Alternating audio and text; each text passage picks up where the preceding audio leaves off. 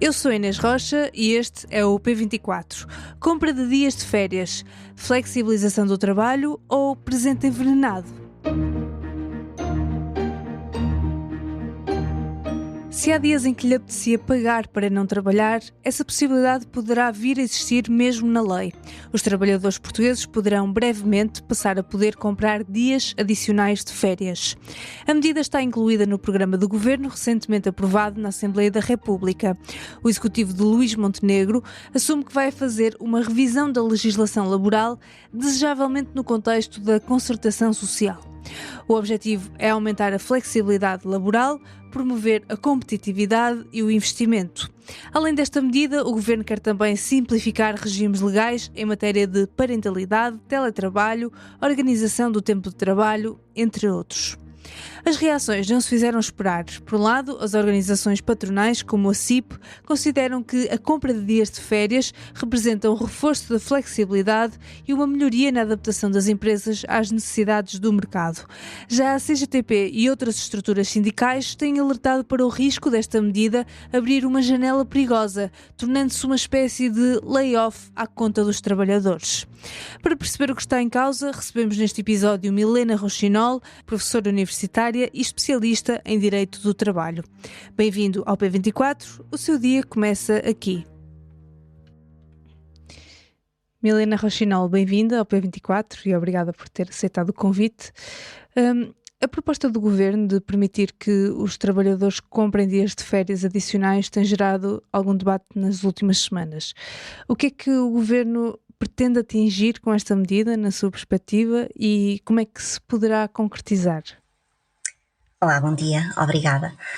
Bom, nós até agora não temos muitos dados para saber exatamente o que o Governo pretende, mas tendo em conta a expressão compra de dias de férias, não é? Porque é disso que estamos a falar, e considerando também algumas experiências em países próximos, parece, enfim, que aquilo que estará em causa é o trabalhador poder ter a faculdade de aumentar, por sua iniciativa, o seu período de férias, naturalmente com um limite, sendo que esses dias adicionais não lhe serão pagos.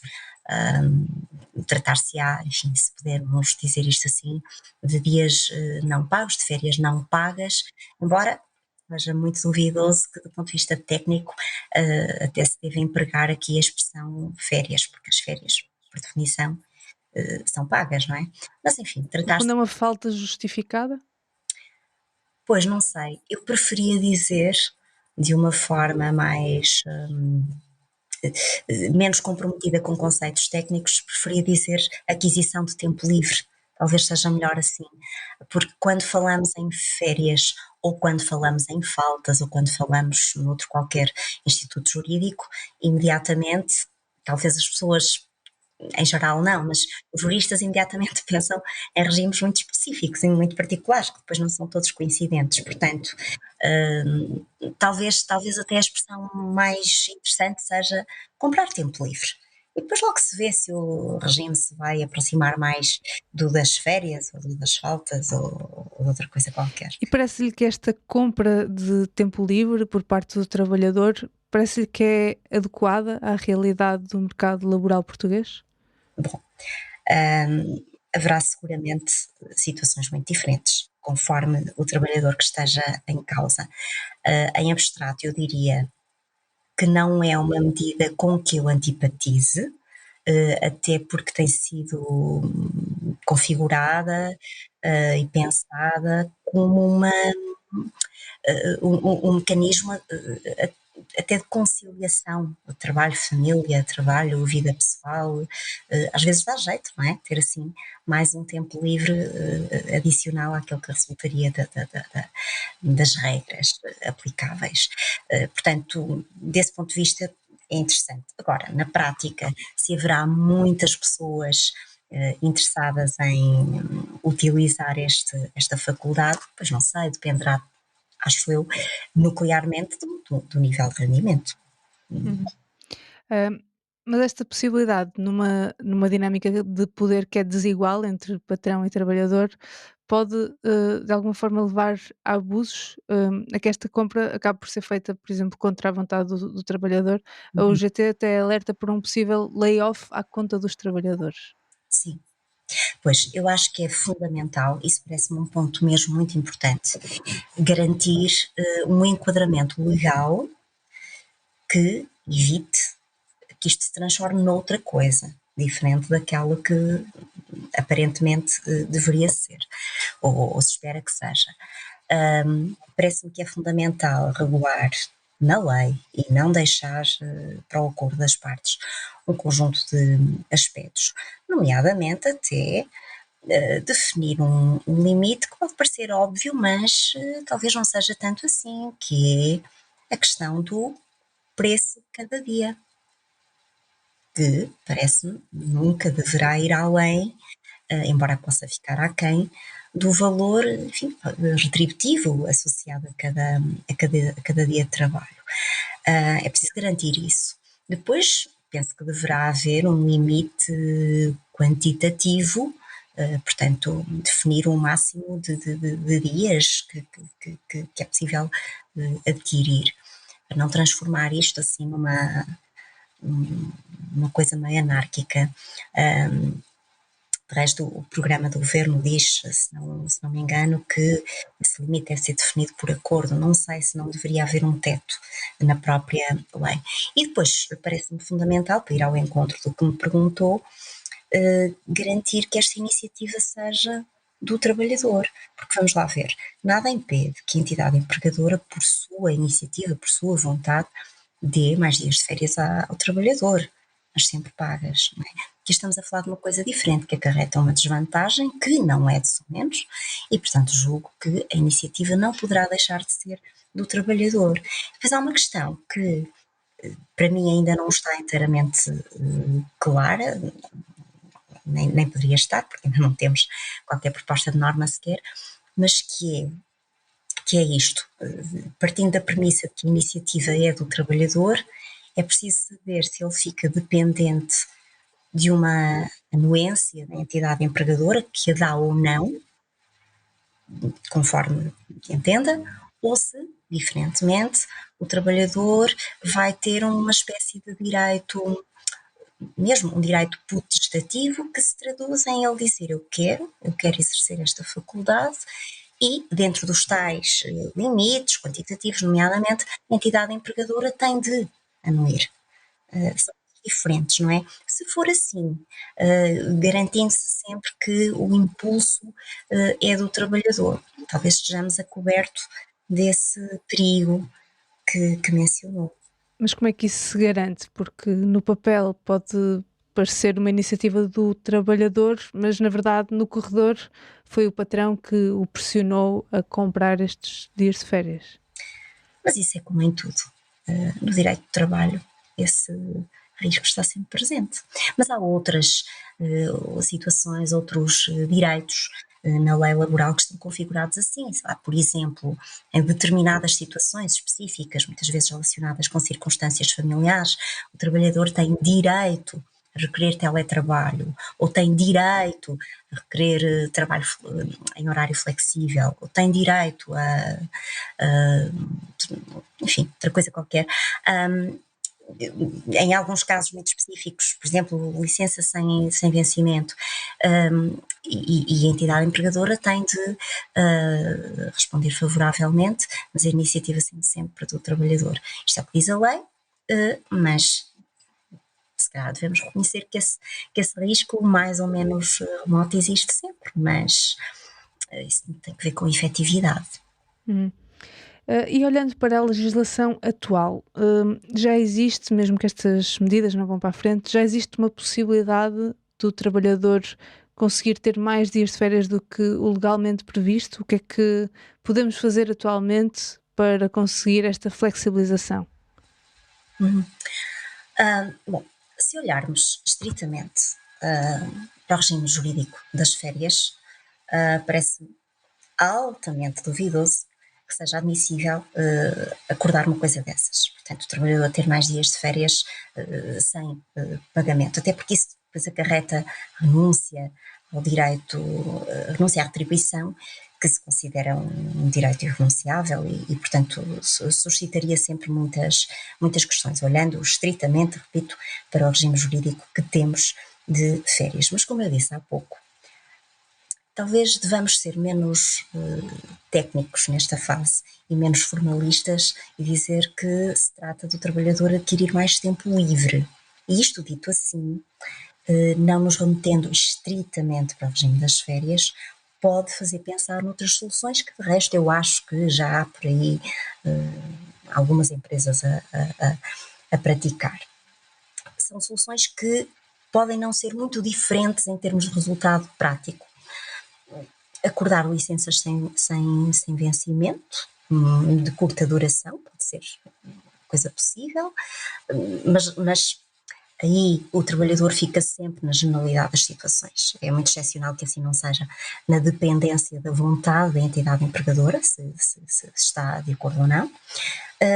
Depois, outra possibilidade, prende-se com o regime das faltas, porque e eu não estou a dizer que isto é a mesma coisa que nós eventualmente vamos passar a ter, mas pode produzir um resultado parecido. Porque a lei admite que as faltas se considerem justificadas, para lá das situações que já estão previstas na lei, enquanto motivos justificativos, que se considerem justificadas por o empregador as aprovar ou autorizar a essas ausências, implicando, contudo, segundo a lei, perda retributiva. E, portanto, o trabalhador, desta maneira, pode, no fundo, adquirir mais alguns dias de não trabalho, não é? Com perda retributiva. Agora, mais uma vez, fica na dependência de o empregador estar de acordo ou não. Poder-me-á dizer, mas então e se o empregador se comprometer contratualmente a até X número de ausências autorizar? Eu não sei se isso é possível à luz da nossa lei, esse compromisso, porque nós temos uma norma, que é o artigo 150 do Código de Trabalho, que estabelece a imperatividade do regime dos motivos justificativos de faltas e sua duração. E, portanto, eu não sei se é admissível um acordo pelo qual a entidade empregadora se obrigue de antemão a autorizar determinado número de faltas que não teriam justificação ao abrigo da lei. Portanto, suscita-me aqui algumas dúvidas essa possibilidade. Por isso, em suma, pode ser, talvez possamos dizer que há alguns regimes que permitem um resultado aproximado daquilo que se pretende, mas que não será exatamente igual, nomeadamente se o regime vier a configurar-se como eu intuo que venha a ser, que é, em termos tais, que o trabalhador possa exercer, por sua iniciativa, por sua vontade, essa prerrogativa, essa faculdade, que tendo a entidade empregadora de, dentro dos limites naturalmente estabelecidos, concordar. Uhum. Os trabalhadores portugueses neste momento têm direito a 22 dias de férias pagas. Como é que este número compara com o resto da União Europeia? E devíamos estar antes a mexer nesse número em vez de aumentar a custa do trabalhador? O que é que lhe parece? Quer dizer, não me repugna esse dia. Eu não tenho presentes dados concretos que me possam, que me permitam afirmar se Portugal está no quartil inferior ou no quartil superior, né, em comparação. Mas por toda a União Europeia, essa quantificação ronda as 4 semanas de calendário, aliás, nem podia ser menos, porque existe uma diretiva europeia que impõe esse mínimo.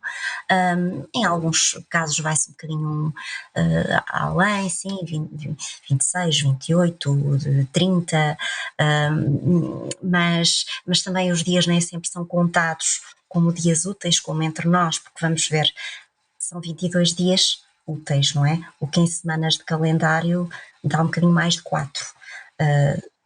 seguindo aquele padrão de contagem que é desconsiderar o sábado e o domingo, e portanto seguindo a lógica de que cada semana de calendário vale 5 dias úteis, não é? Estamos abaixo de alguns ornamentos, é verdade, mas não muito. E depois também é preciso dizer que muitas vezes os instrumentos de regulamentação coletiva ou até os acordos individuais já prevêem acréscimos, isso é relativamente frequente, às vezes sem mais, outras vezes em dependência de condições como o nível de assiduidade, mas isso existe. Já existiu também na lei um acréscimo em razão da assiduidade, mas que depois desapareceu e se calhar bem porque gerava problemas delicados. Mas em suma, podíamos estar melhor, pois naturalmente que sim, mas a duração de férias que temos não me parece chocante.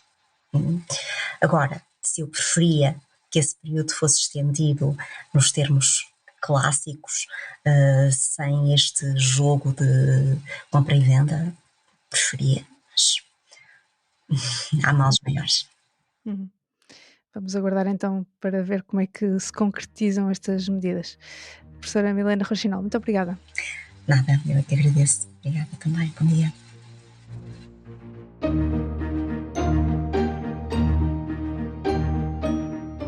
Esta quinta-feira há debate do Estado da Nação. A edição de hoje do Público olha para aquilo que mudou no último ano em várias áreas, da saúde à habitação. Saiba tudo em público.pt. É tudo por hoje, voltamos amanhã. Tenha um bom dia. O P24 é um podcast do Público com música original de Ana Marques Maia. A sonoplastia deste episódio é de Inês Rocha. O Público fica no ouvido.